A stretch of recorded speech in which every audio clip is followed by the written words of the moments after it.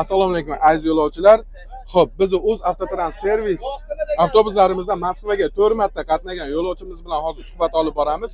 Bu suhbat davomida sizlarga ham foydali bo'lgan ma'lumotni berib o'tamiz. Ko'rishinglarni tavsiya qilib qolamiz.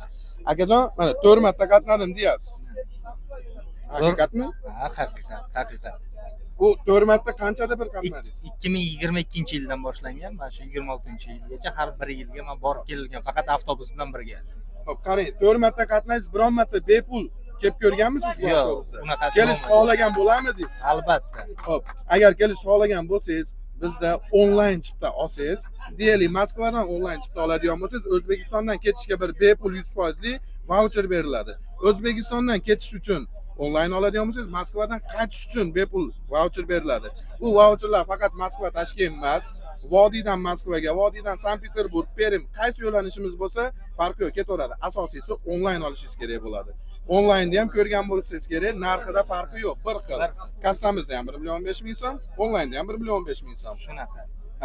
Biz bu vaucherlardan tarqatishimizdan sabab aziz yo'lovchilar sizlarga qulaylik bo'lishini hamda nimadir tomonidan bizdan bonus bo'lishini xohlab qolamiz. Sizlar ham tanlovda adashmanglar, sog' bo'linglar, mavalaga o'xshagan odam bo'lmanglar.